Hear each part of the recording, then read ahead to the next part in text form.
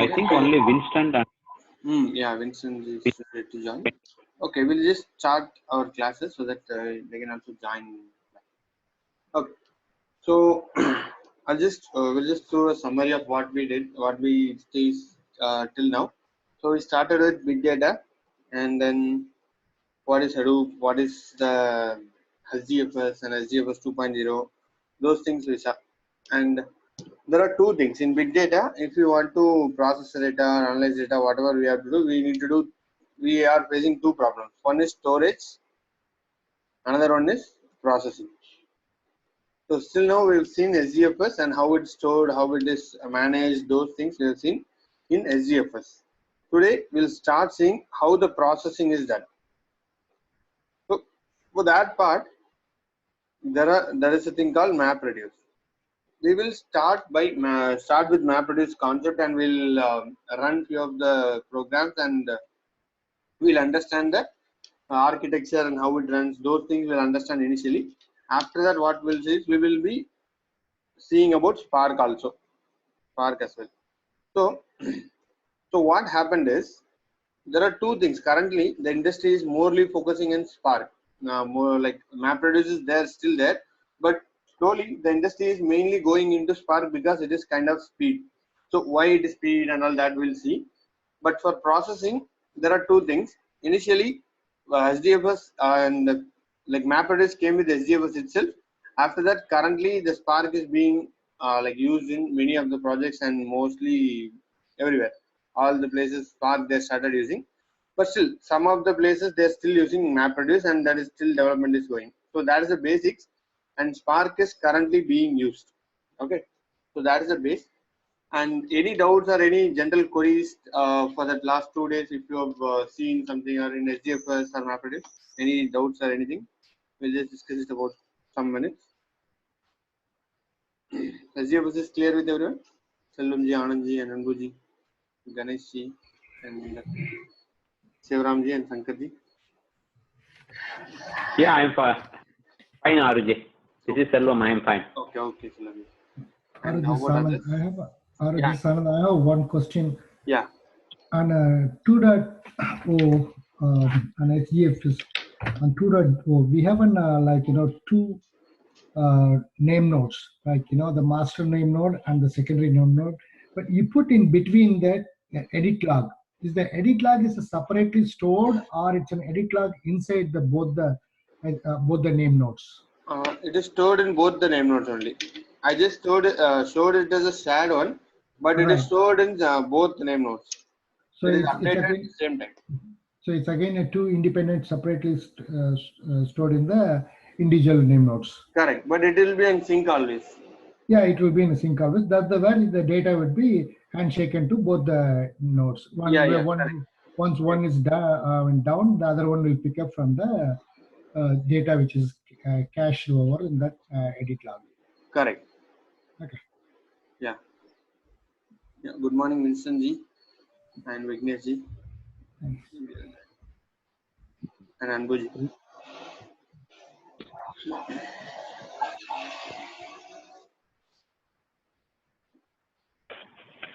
So any other doubts are fine.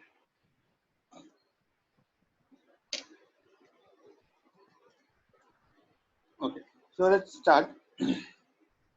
So now the data is being stored everywhere. Like in the cluster, we have a cluster as we saw. The data is stored in the cluster, and let's say this is the cluster. This is name node. This all data node. Yeah, good evening. So that is okay. So that is name node. Let's draw this name node. These things are all data nodes, and data is being stored here. Here one block is there. Like here one file, one block. Here data is stored everywhere as a distributed manner. That is done. Now, as we see previously, the processing for other things, if we want to process, the data will be brought up to where the processing is happening. But here we have to use a different methodology. That is called that's what we are calling it as MapReduce. So, what is MapReduce? MapReduce is nothing but it is developed by Google. Okay, So what Google does, mainly their focus is to index the internet. Whatever happens in the internet, they will do the index, and then they'll have to like search and store things efficiently to show us. So those sort of things they wanted to do. For that, what they were facing issues, the scale of data what they were receiving. So whatever data they're receiving, mostly it will be logs. It will be in the internet logs only. So the internet logs can be processed independently. It doesn't have to do, we don't have to do much joins, or we have to process it, nothing like that. It's not like RDBMS. It is a logs which can be stored independently, so that each part can be independently run in each machine, and the final result can be brought into some one machine. So for that only they developed the concept called MapReduce, that they are using for their own purpose, and later they released this as a white paper. From that only Hadoop picked the same. Okay, primarily objective of MapReduce is to split the input data set into independent chunks and then process into a completely parallel manner. Let's say Google has 1000 GB, like 100 GB, 1000 GB data, and what happens is it will be separated across all the cluster. Entire 1000 GB will be separated, will be split into all the cluster, and each will be done in 2 steps. Like each data will go into 2 steps. Let's say you want to say maximum of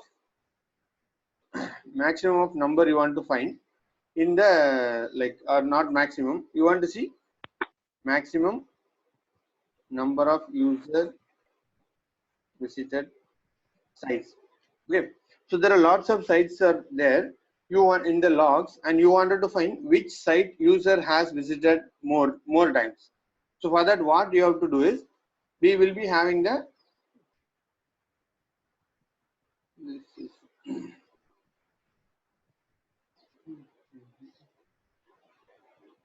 one minute. I'll just take the materials. Subdivision practice completed. Okay. Let's say this is my logs. Okay. Here, this each IP address. Let's say this is the like one website's IP address. I wanted to find which IP addresses hit the most times. Which IP address user visits more often. That I wanted to find. And the logs is, let's say it is 1000 GB of logs is there. I wanted to find this one. So for that, what I have to do is, I can separate this process into two steps. One is map, another one is reduce. So what will happen is, and also for this particular question, I need only one answer. One answer, only one will be the answer, right? One side will be the answer. I cannot give how many every simple data chunks. I cannot give the only like each answers. There cannot be 100 answers. That should be only one answer for this.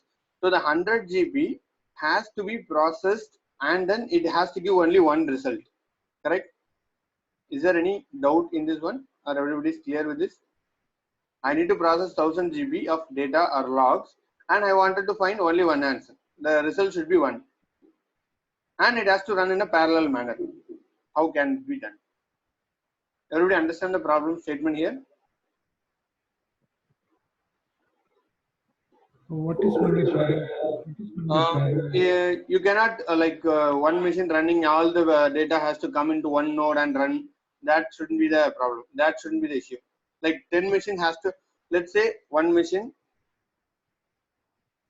can run independently 100 GB per minute. Okay, then 1000 GB, how much time it will take is, it will take 10 minutes, right? One machine can run independently per minute, then 100 GB it can run. So if I have 100 machines, sorry, if I have 10 machines, then entire this will be done in 10 minutes, right? No. 1 minute. 1 minute. 1 1 minute. minute. Correct? Yeah. So this is a parallel processing example of parallel processing. This should be possible. That's what parallel means. but 10 things are running like parallelly, you cannot have 10 results. You should have only one result, right? Right.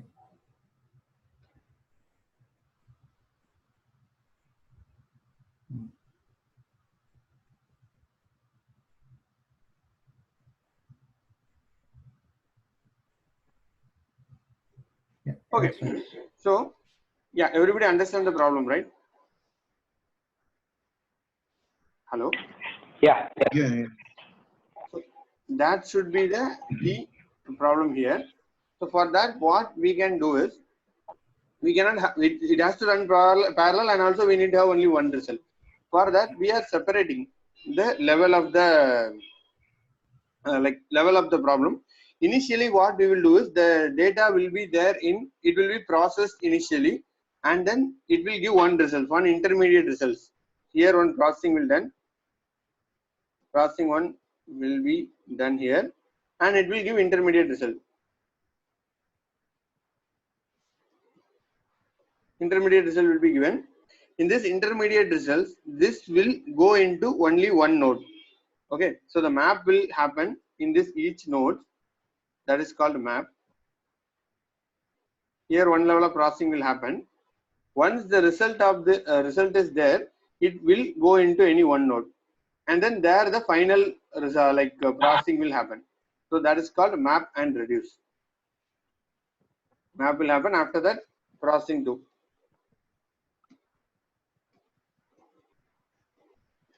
So this is a step-by-step process, and after the map, the intermediate result, it has to go into the different nodes, and it has to go somewhere, everywhere. Like it has to distribute. That is called shuffling. So that is called shuffling. After map, there will be shuffling. Then shuffling will happen. After that, reduce will happen, and then we have the final result. This is the overall architecture. Okay, concept level, everybody is clear till now. Why we need map reduce? First of all, that's the question we are just answering. We are not yet going into the minute details. What is job tracker? How it's and that we'll see. But this is the overall picture. This is what we are going to solve. This is why map reduce came itself. Because 1000 GB you cannot just process it. Already the data is stored in SDFS in a distributed manner. All we have to do is run independently at least first level. After that we have to bring everything. Then whatever the requirement, based on that we need to design our programs.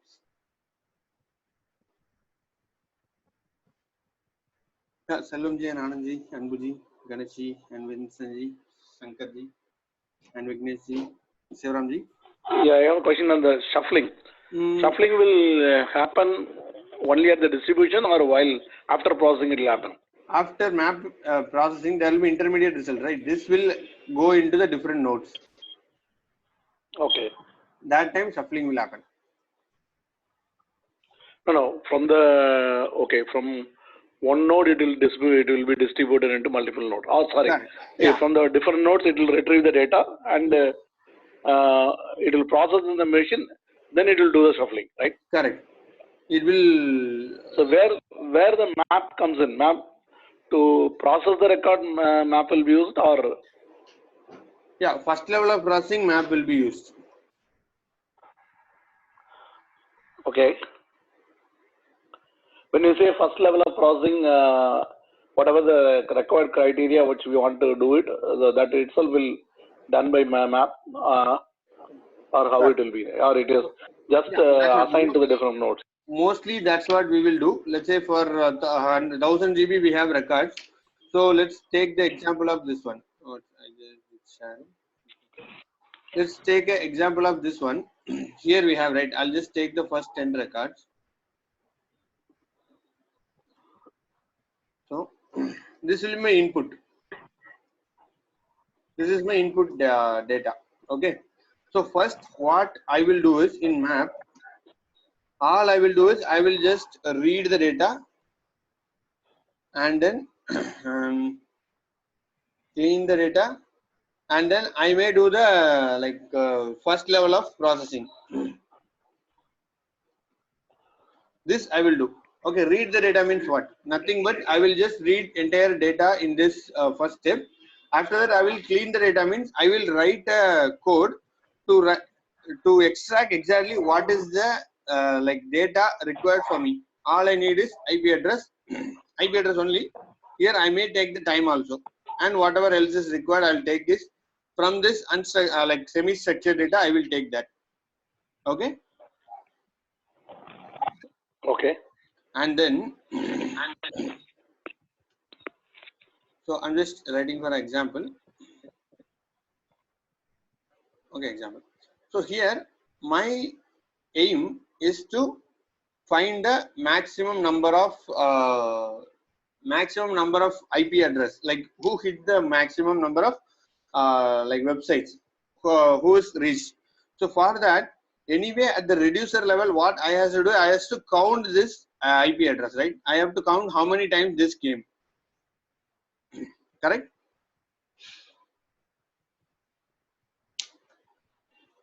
So all I wanted to count how many times this IP address is received. I just want, if I can count how many times the IP address is repeated in this log, I can find out how many times this website is hit, right? Right. Yeah. So what I can do is I can write a same code here. What will happen is it will count this, like it will count this one, comma 2. It is there 2 times, and this is there 1 time. This is there 1 time. Fine. This will be the intermediate result.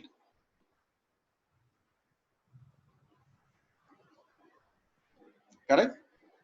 After that, this will happen in each node. This will happen in each data nodes. Like here also it will happen, here also it will happen, here also it will happen, here also it will happen, here also it will happen.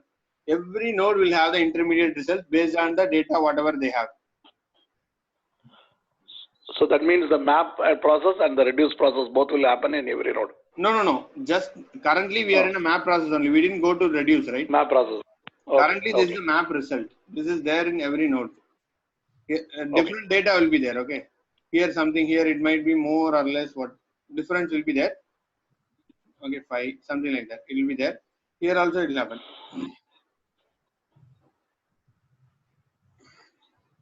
Got it? Now this map process is done. We have the intermediate result like this. Fine. Then all this like all the intermediate result will go into one reducer based on your coding only. Here we need to find the maximum. So it has to go, all the map has to go into only one reducer. If you want to do some other operation, there can be multiple reducers, which we will see later. Currently, all will go into one reducer only. This map will go into here. I'll just change the color. This intermediate data will go here. This intermediate data also will come here. This intermediate data also will come. This also will come. So finally, here what will happen is all the intermediate data, this what the data is coming, right, the green line, that is called shuffling. Correct? Once that is done, after that reduce part will happen. So what is reduce part? Here we have already done the sum. Same process we can use again here, like sum of whatever the things, so that it will give the final result of the entire 1000 GB. Like it might be looks like this. I'm just giving for example. It might different or more or different. So final result will be, this will be 28. This will be 14. Fine. So this is my final result. So map reduce is nothing but separating and processing it. That is called map and reduce. Fine. Are you able to understand this? Yeah, got it. In your example, like we have a 5 nodes. I mean, 4 nodes. So 4 nodes will have a 4 results. No. That part is different. That we will not have 4 nodes means 4 results. Here, if you see, I have written 2 maps, so it might have more results. That is depends on the number of maps that is running. So that is different one. That will come. So these maps are all different from the blocks. That you talked. Exactly, that's what I'll come back. I'll come there. That will be decided based on the size of your block size. If you have 10 blocks, then 10 map will run. Oh, okay.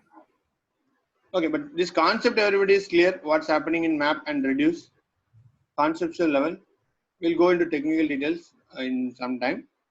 Conceptual level, this is what happening. Like map and then reduce. It is just used for this like two parts of processing. First part will have to do something. Second part will do something. Aru, this is Anbu. Yeah, hi. Andy. So the result will be the block result will be sent to that other node, or the collective result of one node will be.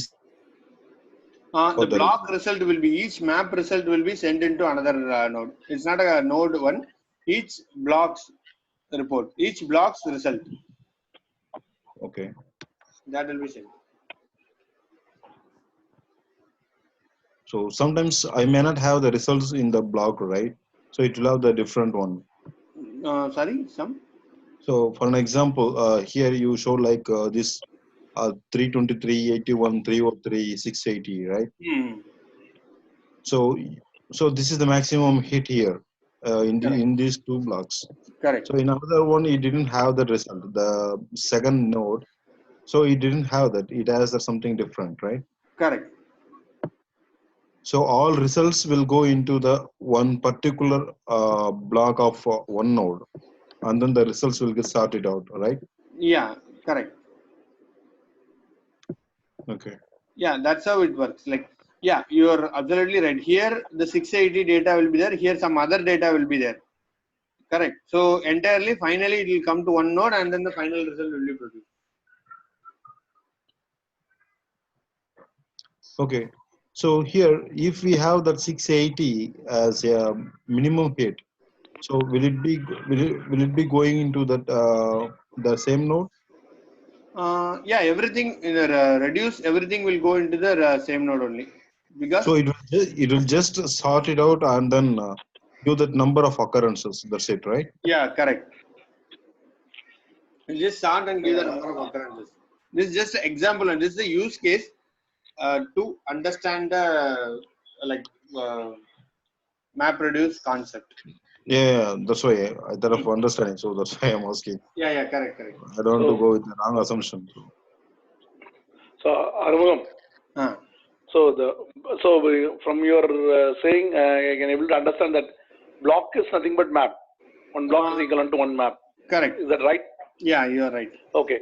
So what if I think Andrew didn't complete the question? I think what he's trying. Okay, maybe I can ask that. If there is a data which flows between two blocks, one record which falls on partially falls on one block and partially falls on the other block, it's not a complete record. In that case, what will happen to the record? Actually, SDFS will not store anything like that. SDFS will always complete the record. Based on that only, it will read. Each block will have the complete record. If it is more, the block size will increase, and that will store like that accordingly. So it will go to another block. Or also, even if sometimes the data is not complete, the map will be increased. It will read till the data ends. It will read the complete record. That will be handled by record reader.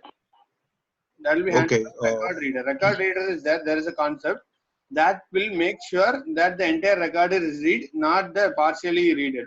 Like if some data is went to another block, then it will expand. The map will expand, and that will read one record. So by the time there will be two blocks, but one map, right? It will not entirely two blocks. After the record completes, it will just read it. After that, it will become a second block. Like if this record. No. Ideally, it will not pull all the information from the second block. Only for that details related to the first block record, it will pick it up. Is that right? Correct. Exactly. So if something like this, if the block is like this, and the record is here, one record starts here and ends here, like this. Then mapper will start here to here. mapper will start from here and it will end here only. After that, next mapper will start from here to here. Data will be read from here to here. Got it? This is done by record reader. Where the record ends and where it starts, that will be done by record reader.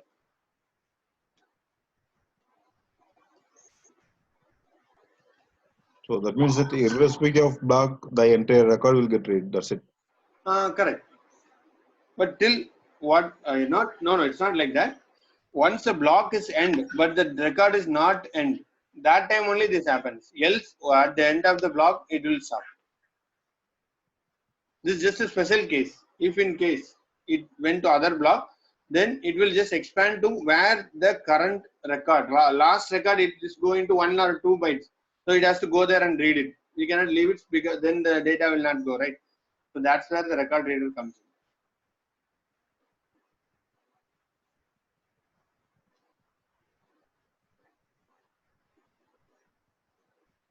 So everyone got it? Okay. Okay. So here, as we saw, there are two functions, and we'll just see.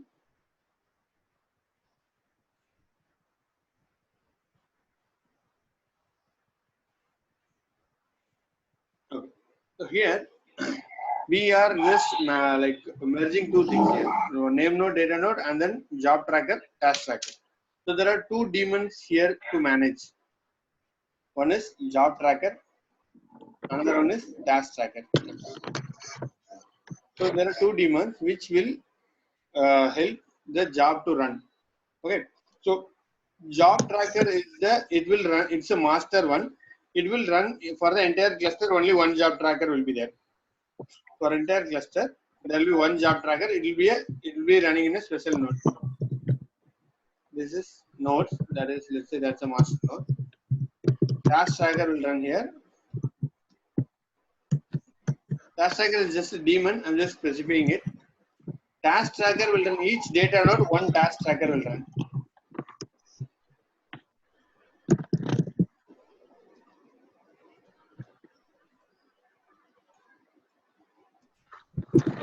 So task tracker is responsible for the jobs that are currently running in the particular node. Sorry, here job tracker.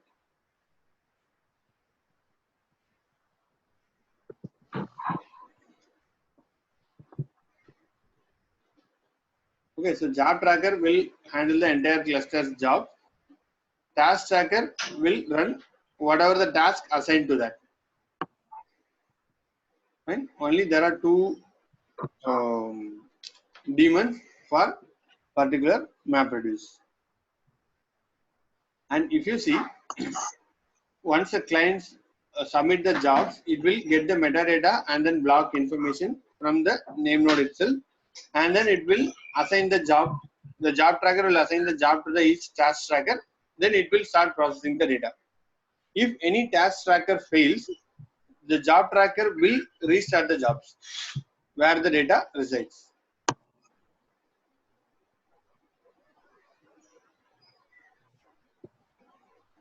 If job tracker is failed, that is a single point of failure.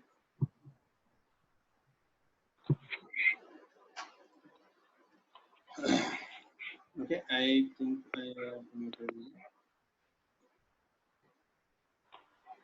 Sankarji, can you come again? Yeah. Can you come again? So if the Yeah. task tracker, If task tracker is failed, if this is failed, then job tracker will schedule the jobs in another task tracker, another node. So that will happen internally. But if the task tracker fails, that will be single point of failure. job tracker fails. This is also 1.1. 2.0 we brought up yarn and solved this problem.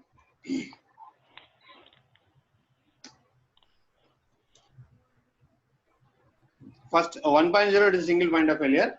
2.0 it is changed and currently we are using a yarn, so that will handle the problem. Okay.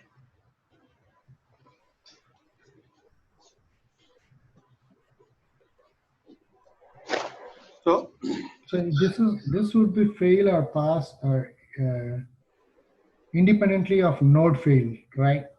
Correct.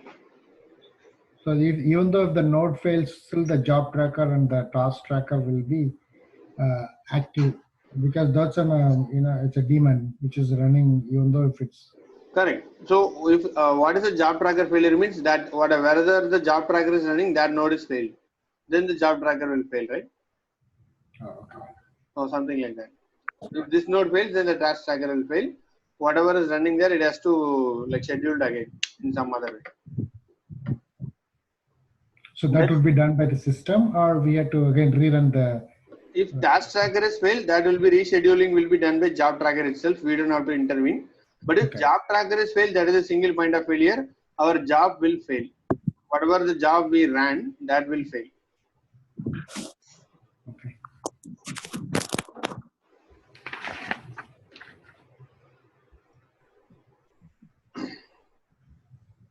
Okay.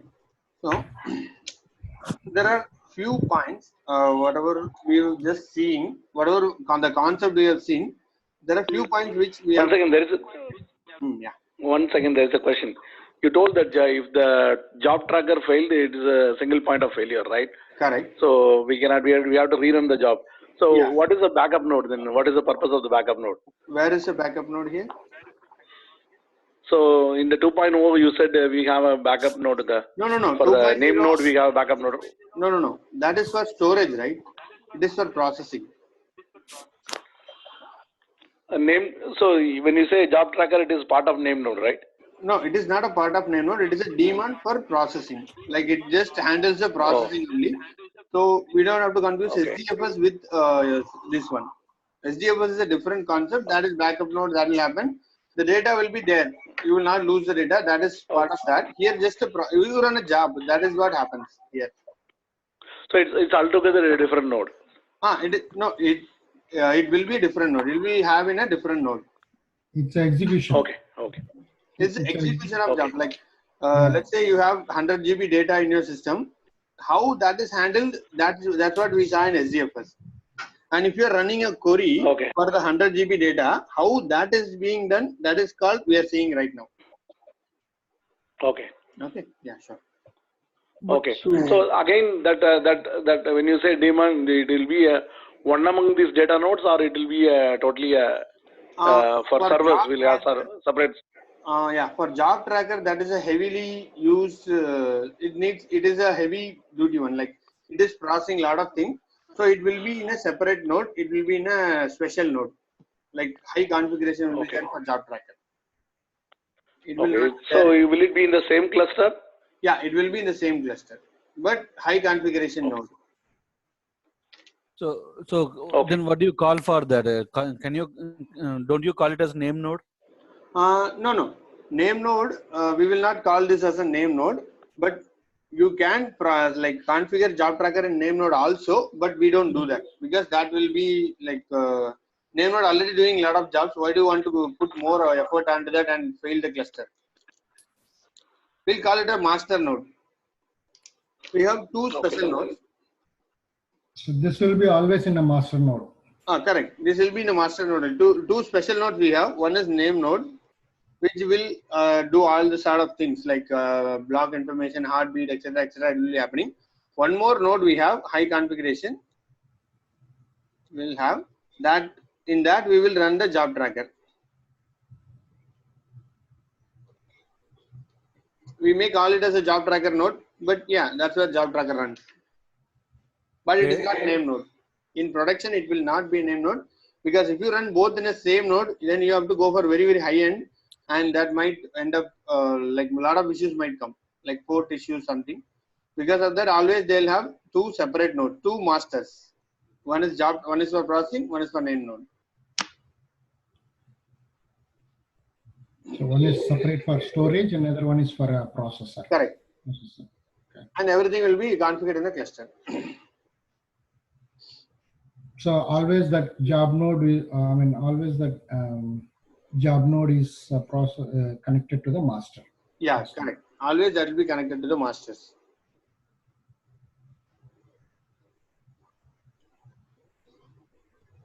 Okay. I have a question. Can I go back to your mm, Yeah. okay.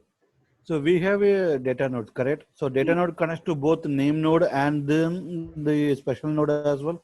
Yeah. Data node will be connected to name node for the purpose of block and heartbeat, and task tracker will be connected to job tracker. So that will be designed in that way. Like whenever the task tracker is there, then it will run.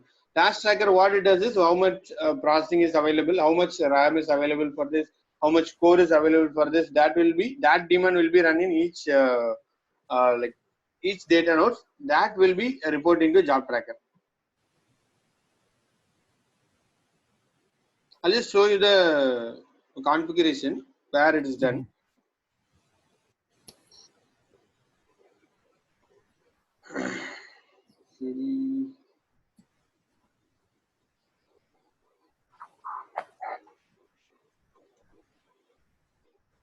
Okay. So if you go into /etc/hadoop/conf, you will be able to see these files: core.site.xml, and then sdfs site.xml, mapred site.xml. Here, this is where we configure. We are saying like it is connected, where it is connected. Only using these XML files. Using these 3 XML files, everything is connected. This is what a configuration file. We will just see what's there in a core.site.xml. Here, if you see, nothing but IP address only everywhere it is mentioned. Default FS. When you put Hadoop FS, we are calling it as, when we say Hadoop FS -ls /user /cloudera, we are mentioning something as FS, file system, where what is the IP address of that? That's what we will mention. About the entire cluster IP address, everything will be maintained in core site.xml. That's what we are seeing right now here. Cat core.xml. We are doing a property FS. Default FS is localhost admin, and 8020 is a port for that. Okay, and then we have compression, security, RPC. Those things we will be having here. That will be there in core site.xml. And this is the main site. This is the main XML configuration part, and then we come to the SDFS XML part. So SDFS XML part, we will have the replication factor, everything will be having it. So here it starts from here, SDFS site.xml. Here we have what is the HTTP address, what is the IP address, and if we have more data nodes, we will be writing it here only. We will be having more data nodes here. There you can keep on adding. Okay, and if you see here, we are mentioning replication here. If you change the replication here in this node, it will be changed for across the cluster. Entire cluster replication factor will get changed. And then what is the block size? 128 MB. That is the block size we are mentioning here. Those things will be mentioned in this configuration blocks, configuration XMLs. And one more thing, what we saw is mapred XML. Here also we mentioned what is the reduced tax, or what is this map size, everything we need to mention here. We'll just go down. Mapred job tracker. Here everything we are configured in only single node, and port is different. This can be done, but in a real-time production scenario, this will not be there like this. It will be in a different IP address. This is what we mentioned it. It will be in a different IP address. It will run. Got it? Yeah, Anbuji and Ganeshji and Shankarji. Okay, you are scrolling too fast. Not able This is to. the format, right? This is just a format of the file. Is it a real config file? Yeah, this is a real config file.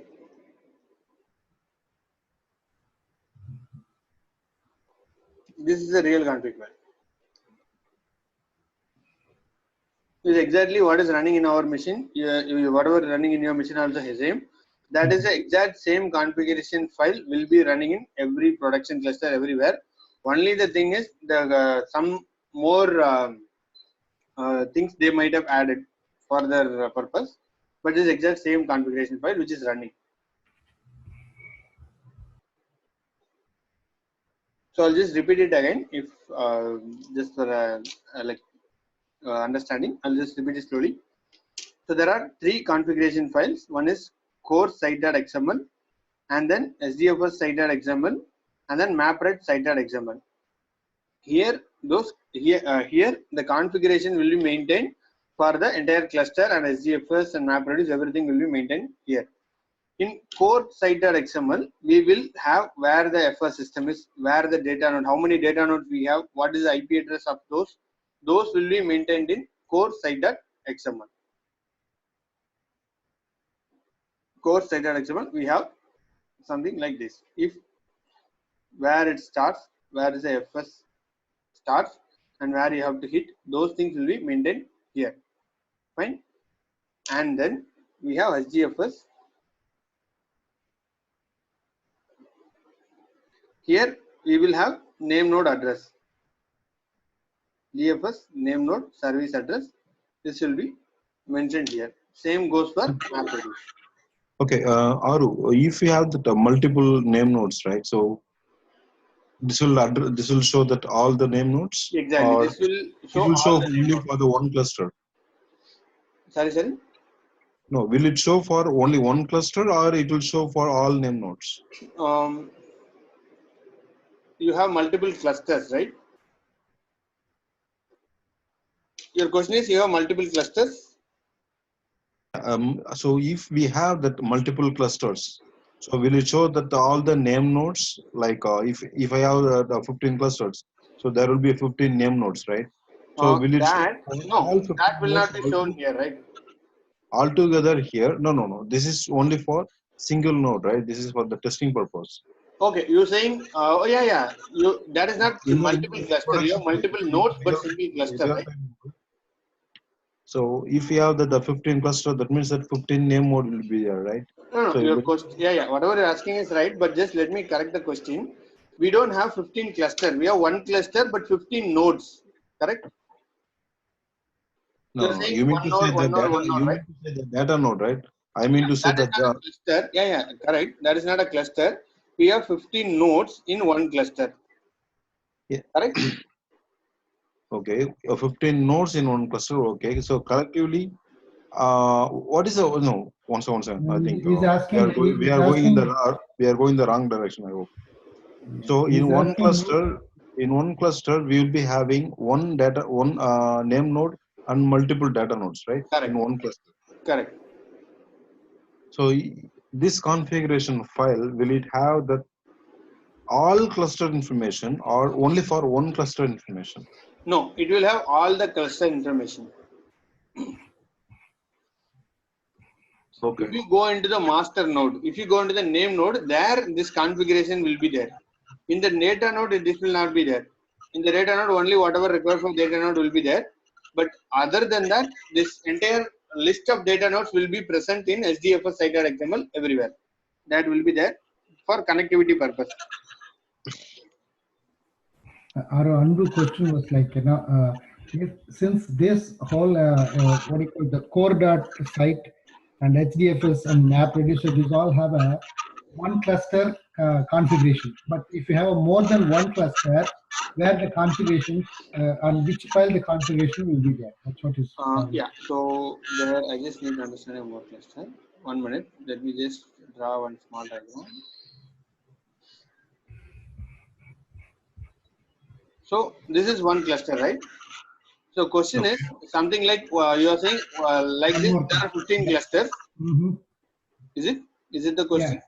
Right. So there will be one more name node, and that will be serving to some 3 data nodes. Is it like that? Yeah, it's like this. And where see now you said like those all XML files for the one cluster. So if you have a multiple clusters, where that configuration will be. Yeah, if you have multiple cluster, then each will have this node. The master node, this master node will have information for only this cluster only. It will not have the information for other cluster.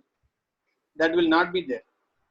Only this cluster information will be here. That cluster information will be there. Okay. Where can I see that all the cluster information? So how many cluster I do have, or how many name node that we have? No. See this. this is the independent cluster, right? You cannot see how many clusters you have until unless you have to go and particularly see like the web address. But one thing what Cloudera is giving is Cloudera like a manager. There you can go and see how many clusters you have. You can have multiple clusters and you can manage all the cluster information once you configure it there. But manually you have to go to the like that node, then only you can see.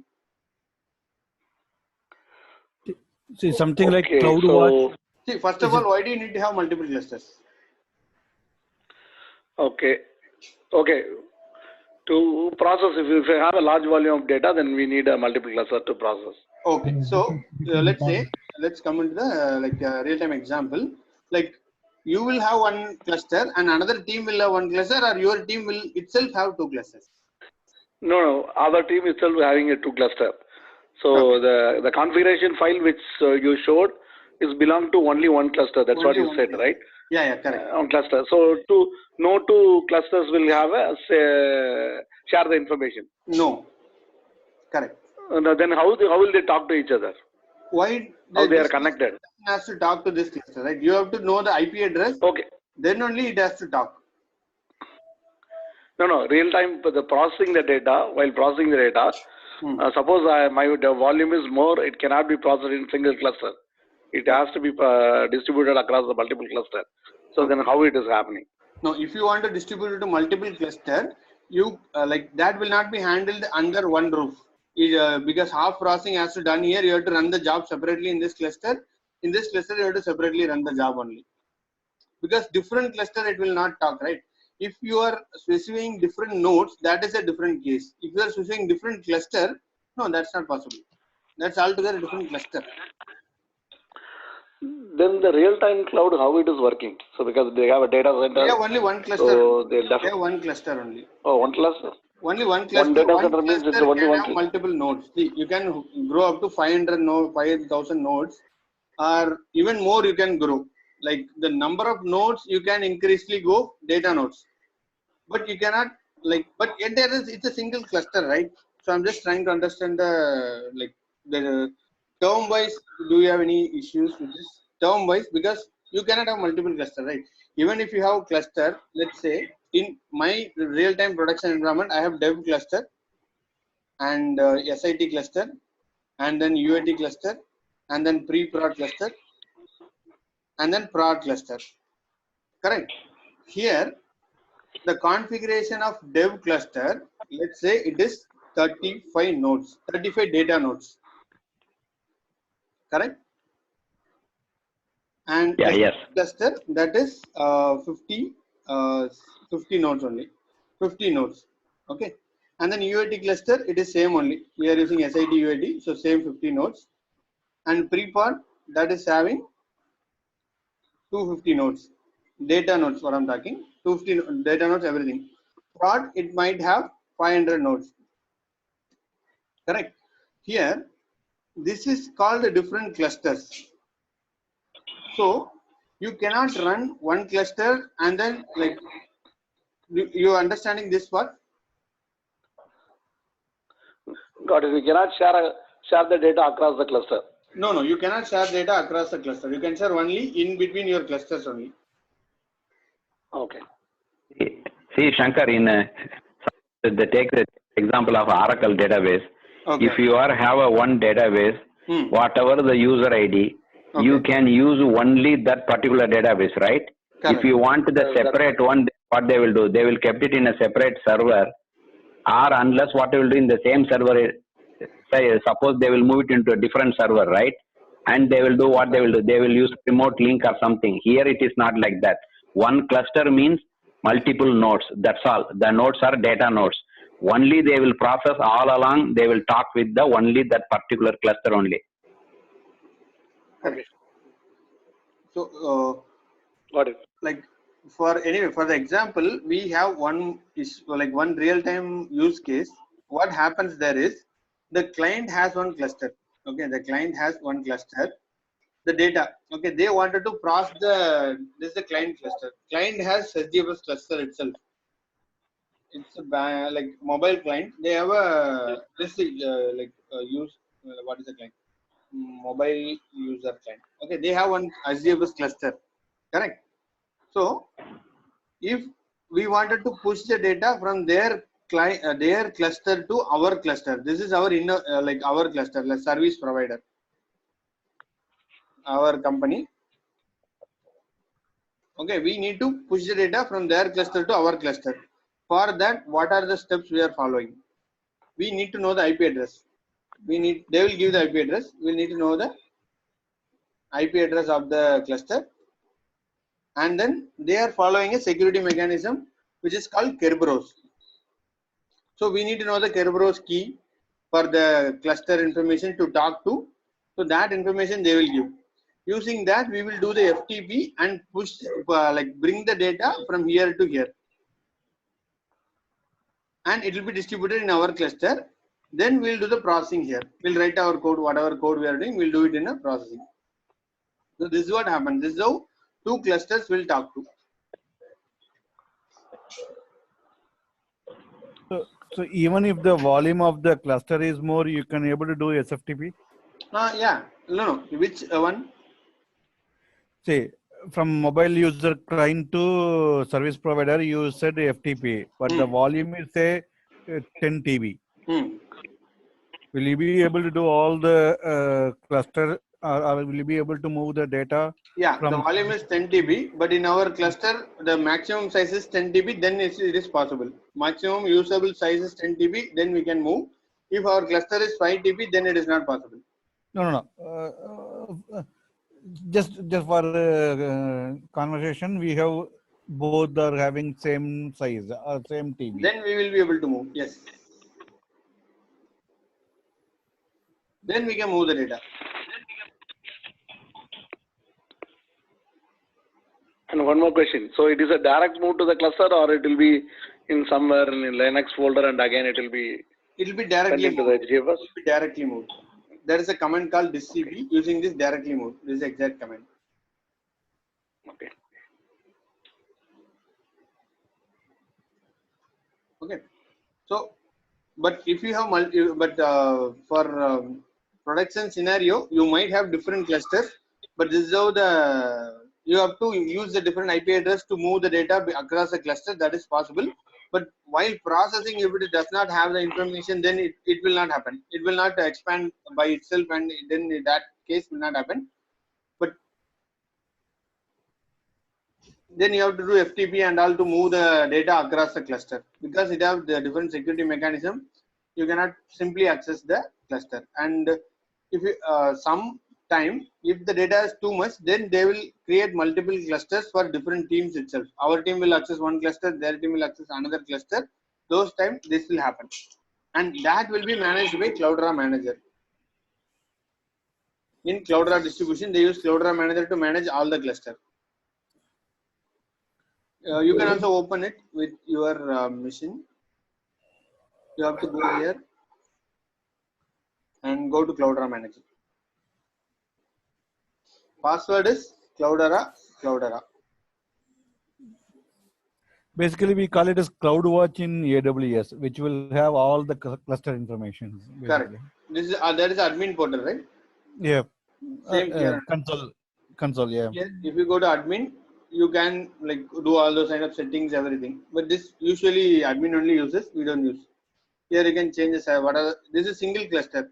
What's happening in our single cluster, that we can see. Like what are the services is available. What is there is good health or bad health, we can see. Home, host, activities, diagnosis. If you have multiple clusters, you can configure it here only in Cloudera Manager. But Arujit, I think you still have to answer the question what Anbu was asking. Yeah. We have two clusters, say A, B, C, or A, B. Okay. Going back to the XML file, Cloud XML file, where can we see the cluster informations of A and B? Okay. I think that's where the question was. So if we go to core site, will you be able to see the each cluster's information, or what it will have? You will not be able to see that in core site.xml. This is only for single cluster. You will not be able to see. If you want to see, you have to go here. Okay. Okay. If when you say single cluster information, which cluster? It could be A or B. How do we know that? It depends which host you are logged in. Currently, I'm logged into this IP address. If you logged into that IP address, then you will be able to see that core direct site.xml. Okay, then I have another question to that. So for one IP address, it will be always one cluster? Exactly. One IP address will always have only one cluster. You cannot have multiple clusters in one IP address. Usually, will not have. Or in So then individual node will also have the IP, right? Yeah, correct. So how do we differentiate that? Is the cluster it's a logical grouping, right? It's not a physical grouping. Yeah. No, the question is this individual How come the logical group gets the IP? No, two clusters cannot share single IP. That is the question. You have multiple IPs to access the cluster. That is possible, but one single IP cannot be used to access two nodes. Only one node, one IP. That is a mapping, right? That I got it. My point is cluster is just a logical grouping. Correct. Exactly. This so is logical grouping will have any IP? This will have one IP address. This will have one IP address, and if you want, you are saying whether any common IP is there or not, right? No. Yeah, is it possible? See, physical will have some IP which is meaningful. So logical grouping will also have any IP. That is my question. Yeah. In that case, what happens is that is what we call it as a proxy node. That will be behind node. It will be connected to some other node. If you don't know which node it is connected to, this proxy node's IP address will be given to the users for security purpose. Okay. Proxy node IP. Okay. So then the proxy node will have only one cluster. Only one cluster information. Correct. No, the proxy node it will be connected to only one cluster. Correct. Each node will have a different proxy. Okay.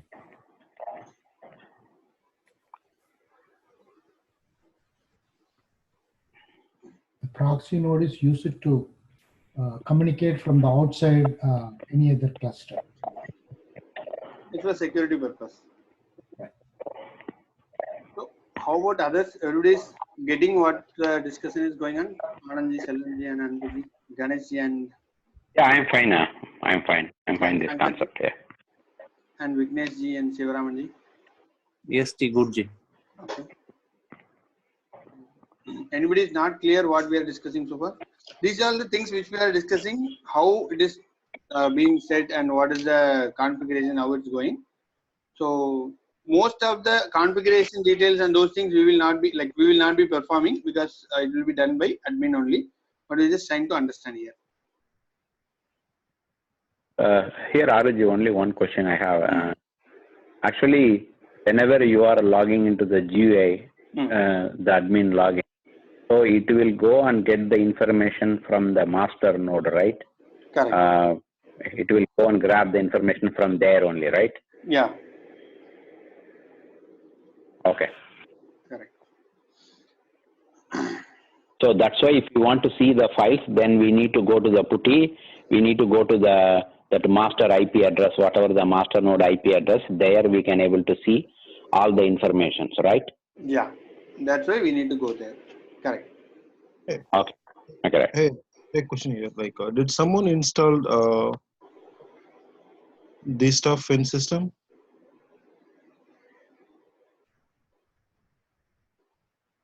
SJ, the VMware? Yes. Yeah. Yeah. Okay. So I have some questions. Okay, I think I can talk in offline. Yeah, you didn't install Anbudji? You didn't install? No, not yet.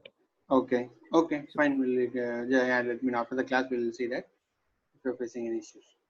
Okay, so let's come into MapReduce. Okay, so the concept of MapReduce, we are handling we make everything as key value pairs in this concept, like MapReduce pairs. We'll handle it everything as key and values. So everything will be identified with the key only. And once the key value pair is defined, and then each let's say data is there among the cluster. I'm just erasing this. So the initially data will be read based on the using the input splits. So the input split size will be equal to the number of blocks.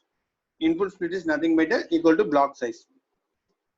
So how much block size is there, that much input split, that much data will be read at a single time. So that is the input split. Once the input split is read, and then the mapper processing will start. The mapper will run on top of the input split independently across all the nodes. Okay, here also one mapper will run, and here also one mapper will run.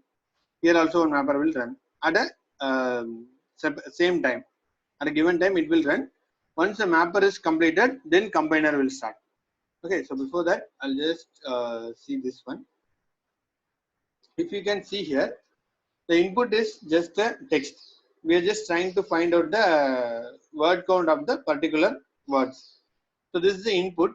Initially, first level of MapReduce job is to split the data. Split the data using the input split. So the data will be split across the map.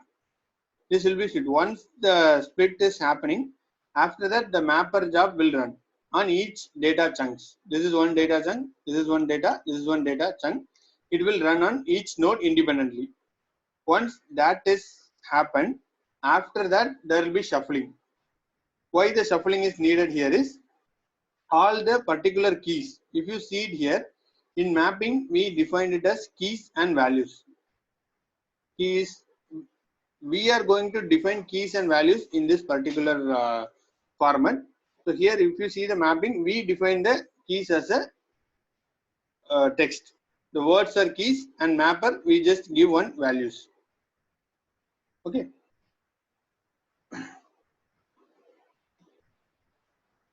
After the mapping, there will be shuffling. That is called all the particular reducers. It will go into particular map like nodes. In there, it will next level of processing will happen, which is reducing. In the reducing, again one more level of processing will happen. Then we'll have the final result. Correct. Same thing. Whatever we saw here. Same thing. Whatever we saw here, we are just seeing here. Same thing only.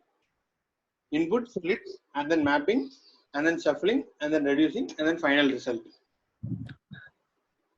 All this shuffling operation happens in RAM, or is it stored somewhere?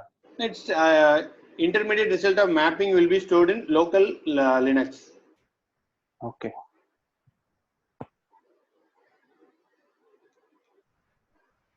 So local Linux, in the sense, it's completely out of data nodes.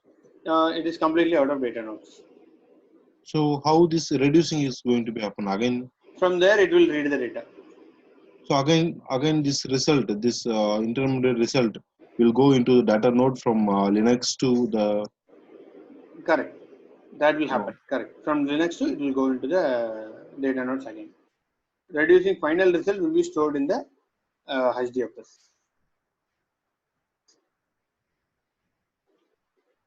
This intermediate result will be stored into Linux.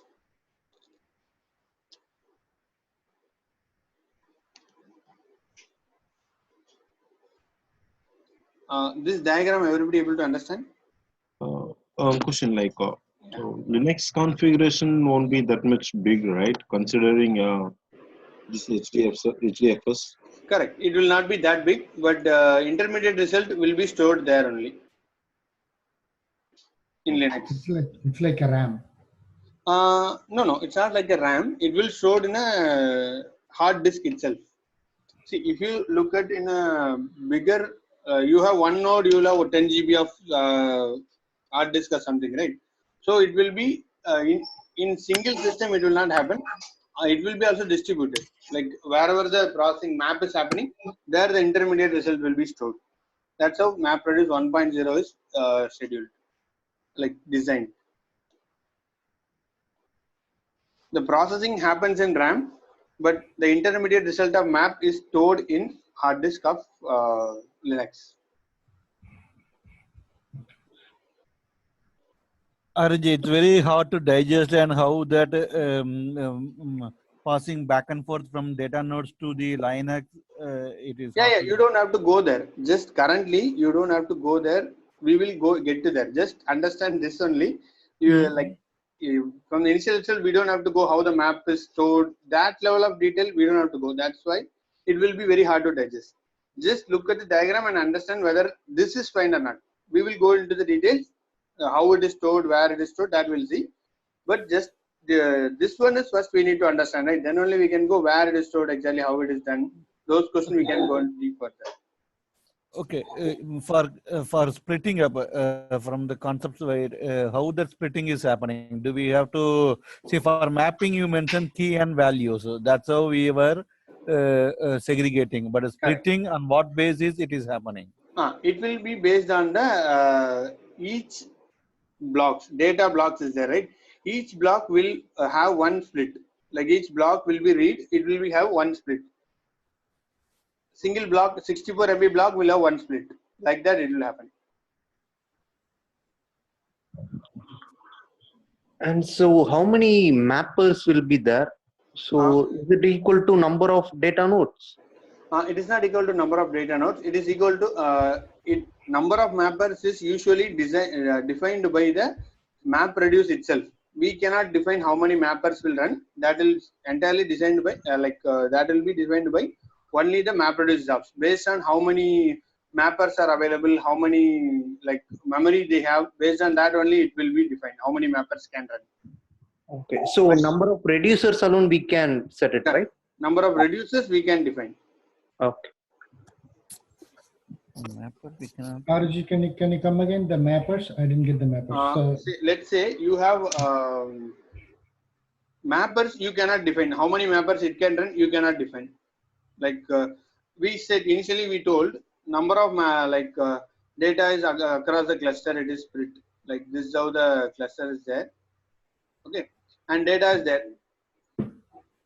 So I thought each block will have one mapper. Blocks only. I'm talking about the blocks. This is the blocks. Yeah. Okay, there are the blocks is there. Yeah. How many? I'm running a one job. I'm submitting job 1. Okay, I'm submitting job 1. Right. I will not be able to define how many mappers should run in this program. I will not be having control. Only MapReduce has control because it will be defined based on how many RAM available, how much processing power is available. Based on that, that number of mappers will be defined. And once the number of map will define, let's say for this program, number of map is 5. Okay, let's say 3. Only 3 is available, 3 is run. Then this data block will have one input split. This will be running in one mapper. This will be running in one mapper. And just for example, this will be running in third mapper. 3 mapper will run simultaneously. This is one block. This is one block. This is one block. Okay. So that's how it runs. This is a mapper, input split and mapper. And again, the same question which we already asked before. What if the record went from here to here? What if the record is more than the block? That time, that will be read in this block itself, in this mapper itself, and it will run in this map. That will be done by a record reader.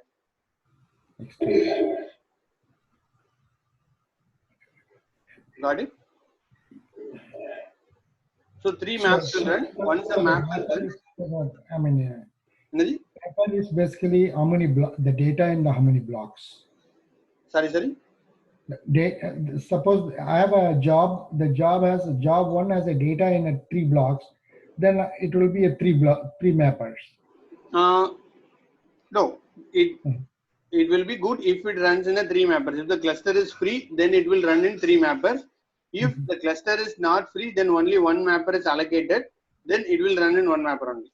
Because you cannot define how many mappers should run. That is not in our control. That's what I'm trying to tell you. It will the exact whatever you're right. If it is a 3 block, then 3 mappers should run for efficient processing. But what if you don't have a processing for that much in your cluster currently?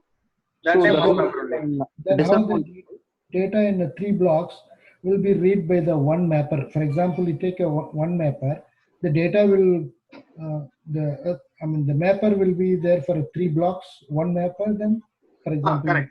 If that happens, then what happens is, let's say only you have this, let's forget this. Only you have data in 3 blocks and you have only one mapper. You have only one mapper. In that case, what happens is, one block will be read and then that will process that intermediate result will be stored. After that completes, then only this mapper starts. After that, this mapper will start. So it will become a sequential processing, not a parallel processing. Correct. That's what happens. If that is only one mapper, then it's a sequential processing.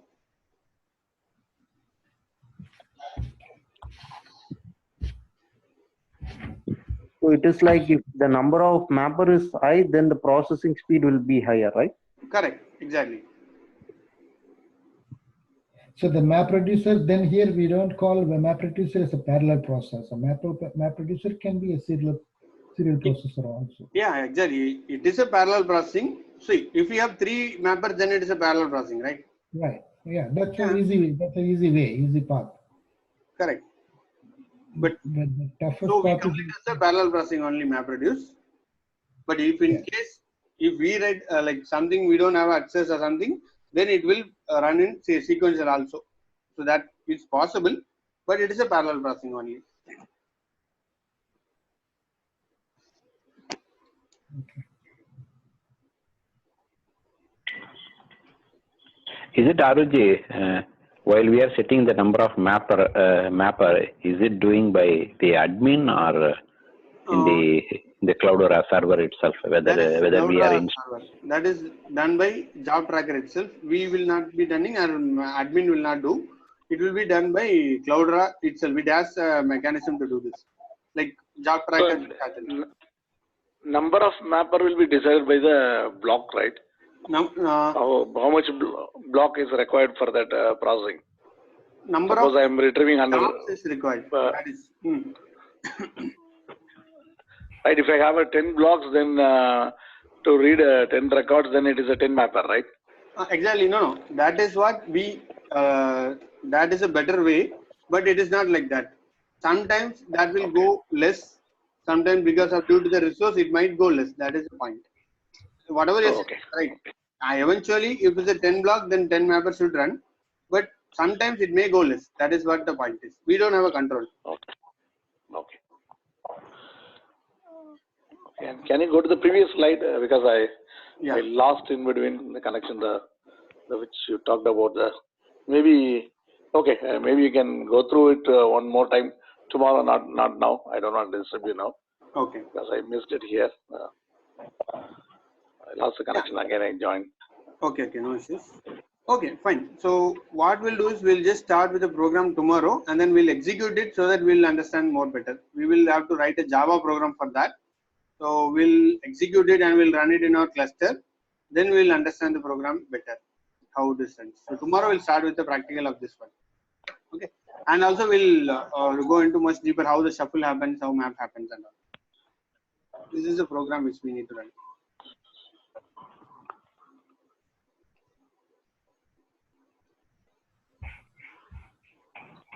Okay, just understand this one only, like how map and reduce is happening and what is the steps, that's it.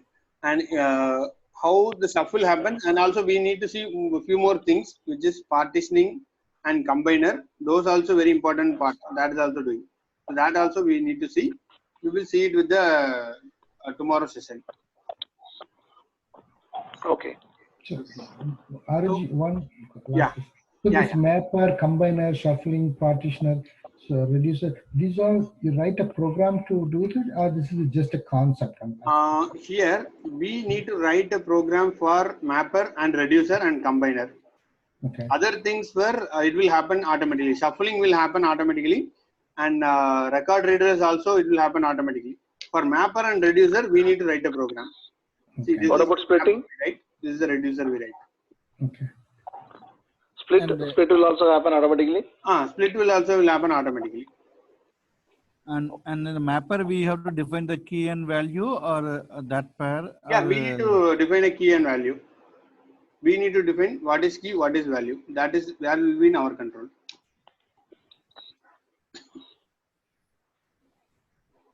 Can you just show me in the example where you have mentioned that? This one. No. The other function that you were showing. This one. Yeah.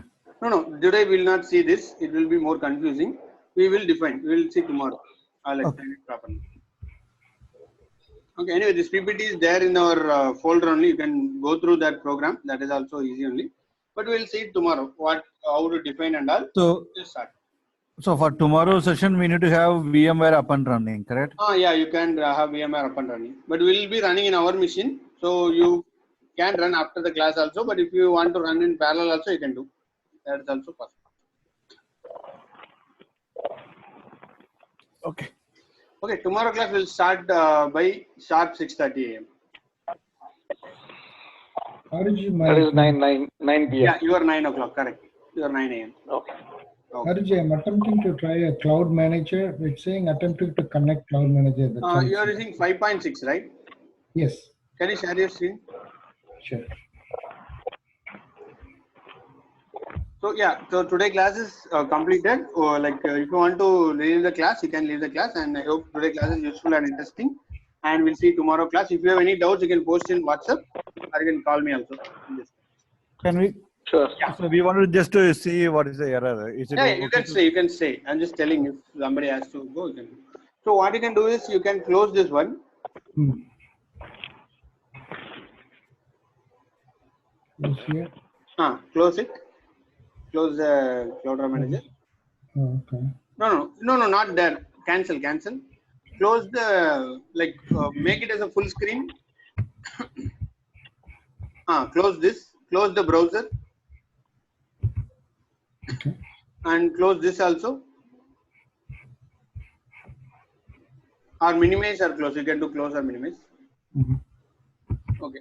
So in this version, no, you don't open. In 5.0 version, what happens is we need to start the Cloudera manager. So for that, what you have to do is you have to do launch Cloudera Express. Click that. Double click the launch Cloudera Express. There is something in your desktop. Double click. So how much memory you have given? 6. I don't know, 8 probably. You have given 8 GB. Yeah. Okay. And how many cores you have given? I don't remember. I think it says 2. No, it didn't say 2. It is saying you should have 8 GB of RAM and then 2 virtual CPU you must have. It does not meet the minimum complaint. That's why it is saying warning.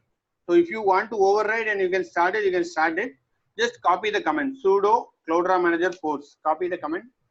It is there in the terminal, right? Copy. Down there. Here. No, the screen itself. Something is showing in the terminal, right? The sudo Cloudera manager force. This is the one. You see that after example, you see here. Yeah, correct. This one. Copy it. Till force. Till force. Oops. No. Right click copy. Right click copy. Okay. Open one more terminal and paste it.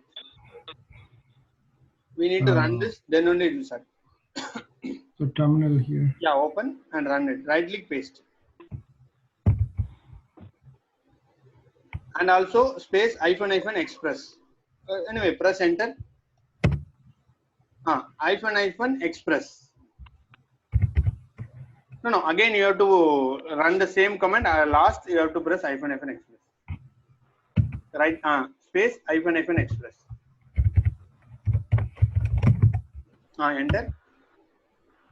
So what this will do is it will start all the Cloudera services, which is extra, more than Hadoop. It requires a lot of CPU memory. That's why it is asking you 8 GB of memory. So once it completes, then it will give you the password and username. You can log in. After that, it will be entered. Okay. Okay, so I don't need to do anything. I wait for the user ID. Yeah, you just have to wait. After that, it will automatically stop. Once it stops, it will tell you your username and password. That is again Cloudera and Cloudera. After that, you go there, it will open. It will be open. Okay, but why do we need to use Cloudera? What is that VMware and this is different? I just want to know about. Sorry, VMware. No, why we need to use Cloudera? Because you asked us to use only the VMware, no?